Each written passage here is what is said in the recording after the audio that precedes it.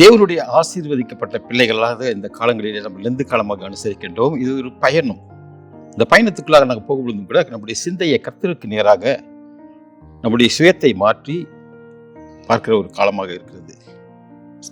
நிந்தித்து சிந்தித்து இதயத்தை பரிசோதித்து நம்முடைய வாழ்வை கிறிஸ்துவுக்கு மாற்றிக்கொள்ள அவருக்கு ஏற்ற விதத்தில் வாழ ஒரு தருணத்தை ஆண்டவர் கொடுத்திருக்கிறார்.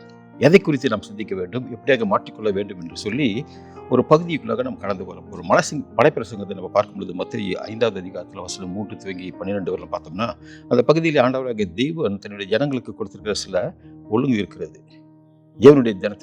தேவனுடைய ஜனங்கள் ஆசீர்வதிக்கப்பட்டவர்களாக காணப்படும் பொழுது எந்த அடிப்படையிலாக நீங்கள் மாற்றிக்கொள்ளலாம் என்று சொல்லி அதை கொடுத்திருக்கிறார்கள். இந்த பகுதியை நம்ம பார்க்கும் பொழுது கூட நம்ம 3 பகுதியாக பிரித்து இந்த பகுதியை நம்ம பார்க்கலாம். முதலாவது காரியம், ஆண்டவராகிய தேவன் நம்முடைய வாழ்க்கையில யார்? நம்முடைய வாழ்க்கையிலே ஆண்டவர் கட்டாயமாக நமக்கு தேவை என்பதை நம்ம தெரிந்து கொள்ள வேண்டும்.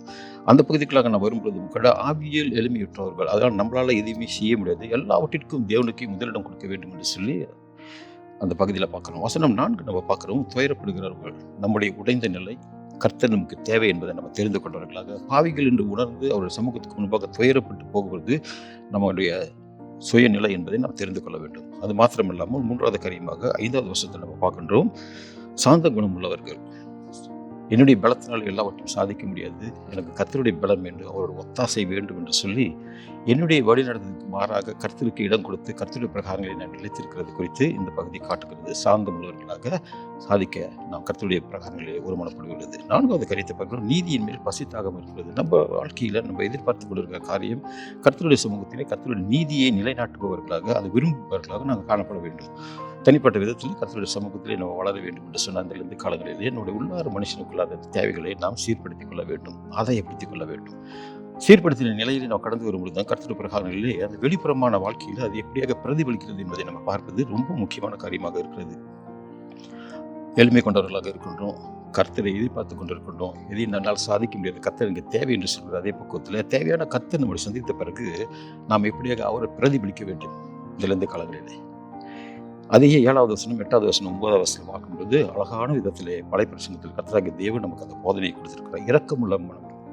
7வது வசனம், இரக்கமுள்ளவர்கள். தேவன் நம்ம மேல் காட்டின அந்த இரக்கத்தை நாமும் வெளிப்படையாக காட்ட வேண்டும். அது நம்மளோட ஸ்ட்ரகிளாக இருக்க வேண்டும், அதை நம்ம காட்ட வேண்டும்.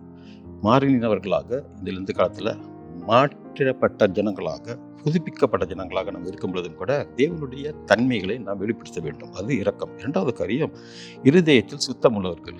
எந்த ஒரு சூழ்நிலையிலும் கர்த்தருடைய சமூகத்துக்கு முன்பாக கர்த்தர் பார்க்கிறாரோ இல்லையோ நம்முடைய வாழ்க்கை உத்தமமான நிலையில் இருக்க வேண்டும், அவருக்கு ஏதுவான நிலையிலே நம்ம வாழ வேண்டும்.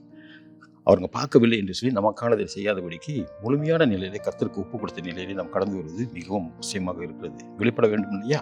கர்த்தர் சமூகத்தில் மாறினவர்கள் வெளிப்படுத்தும் அந்த சூழ்நிலையில் 9வது வசனத்தில் 4வது காரியம் நாங்கள் பார்க்கின்றோம், சமாதானத்தை பின்பற்றுகிறோம். நம்முடைய ஆண்டவருடைய இயேசு கிறிஸ்துவுக்கு ஒரு பேர் இருக்குது, சமாதான பிரபு என்று சொல்லி. அவர் நமக்கு சமாதானத்தை ஊதி எல்லா காரியத்தையும் நமக்காக செய்து முடித்தார் அல்லவா? அதன் பிரகாரமாக நாமும் நம்முடைய வாழ்க்கையில் இந்த காலங்களிலே சமாதானத்தை ஓதுபவர்களாக, உறவை கர்த்தருடைய சமூகத்தை புதுப்பித்துக் கொள்ளும்படியாக, குறைந்த நிலையிலே நாம் இடைப்பட்டு அதை சீர்படுத்தும்படியாக ஆண்டவர் நமக்கு ஒரு அழைப்பை கொடுத்திருக்கிறார். இந்த காலங்களிலே நம்ம அதை யோசிப்பது மிகவும் அவசியமாக இருக்கிறது. 3வது காரியமாக ஆண்டவர் சமூகத்துக்கு முன்பாக நாம் இன்னொரு காரியத்தை செய்ய வேண்டும். இப்படியாக நம்ம கிறிஸ்துவுக்களாக மலர்ந்து வரும் பொழுது உள்ளார மனுஷன் சரிப்படுத்தி கொண்டு வெளியரங்கமான காட்டும் பொழுதும் கூட அழுத்தங்கள் நிறைய வரும், பிரச்சனைகள் நிறைய வரும். அதை நம்ம மேற்கொள்வதற்கு ஆண்டவராகிய தேவன் 10வது வசனம் 11வது வசனம் 12வது வசனத்தில் இப்படியாக சொல்கிறார், நீதியின் நிமித்தம் துன்பப்படுகிறவர்கள். நீதியின் நிமித்தமாக துன்பம் நிறைய வந்தாலும் கூட நீதியிலே உறுதியாக நின்று அதை சாதிப்பவர்களாக காணப்பட வேண்டும், அதை திரும்புபவர்களாக காணப்பட வேண்டும் என்று சொல்லப்பட்டிருக்கிறது. வசனம் 11-12 பார்க்கும்பொழுது, என்னின் நிமித்தம், கிறிஸ்துவின் நிமித்தம் நம்ம கிறிஸ்துவுக்குள்ளாக வளர்ந்து கொண்டிருக்கின்றோம், புதுப்பிக்கப்பட்ட ஜனமாக வளர்ந்து கொண்டிருக்கிறது. அழுத்தம் வரும் என்று சொன்னேன் அல்லவா? அப்பொழுது நம்முடைய வாழ்க்கையிலே கிறிஸ்து நிமித்தம் அழுத்தம் வந்தாலும் கூட, பிரச்சனை வந்தாலும் கூட, தாக்கங்கள் வந்தாலும் கூட உறுதியாக நம்முடைய விசுவாசத்தை காத்துக்கொள்வது ரொம்ப முக்கியமான நிலையிலே நம்ம அறிந்து கொள்கின்றோம். 3 காரியத்தை நம்ம பார்த்தோம். மலைப்பிரசங்கத்தில் ஆண்டவராகிய தேவன் சொல்கின்றார், அதிலிருந்து களத்துக்குள்ளாக நீ கடந்து வரும்பொழுதும் கூட நான் போதித்த இந்த அடிப்படையில் உங்கள் வாழ்க்கையை நீங்கள் சீர்படுத்திக் கொள்ளுங்கள், இது கட்டாயமாக உங்களுக்கு பிரயோஜனமாக சொல்லுவோம். அந்த வார்த்தைகளுக்கு கீழ்பட்டவர்களால் நாம் பற்றி கொண்டு இந்த காலங்களில் நம்மையும் புதுப்பித்துக் கொள்ளும்படியாக மறுபடியும் அது 3 காரியத்தை ஞாபகப்படுத்துகின்றோம். முதலாவது, நம்முடைய உள்ளார மனுஷனை நம்ம பார்த்துக் கொள்வோம், கர்த்தருக்கு ஏதோ ஒரு நிலையில் இருக்க வேண்டும். 2வது, மாற்றப்பட்ட நாம், மாறின நாம் அந்த தன்மைகளை வெளிப்படுத்துபவர்களாக காணப்பட வேண்டும். மூன்றாவது காரியமாக, அந்த சூழ்நிலையிலே அழுத்தங்கள் நிறைய வரலாம்.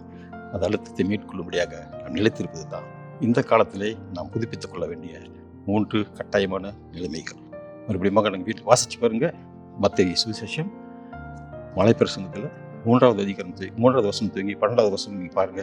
கர்த்தர் கட்டாயமாக உங்களை புதுப்பிப்பார். அவருடைய சமூகத்திலே வளர்ந்த மக்களாக நாங்கள் காணப்படும். ஜெபிக்கலாம். கர்த்தாவே, நீ எங்களுக்கு கொடுத்த இந்த அடிப்படை போதனைக்காக நன்றி. நாங்கள் எங்களை புதுப்பித்துக் கொள்ள வேண்டும்.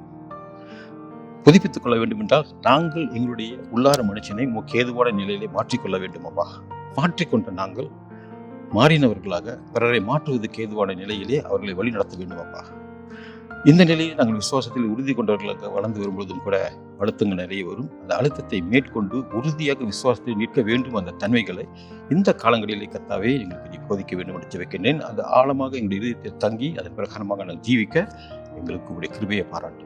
உன்னுடைய நாம மாத்திரமே எங்கள் ஜீவியத்தில் மலர இயேசுவின் நாமத்தில் ஜெபிக்கின்றோம். நேசிக்கின்ற அன்பின் பிதாவே, ஆமென். God bless us.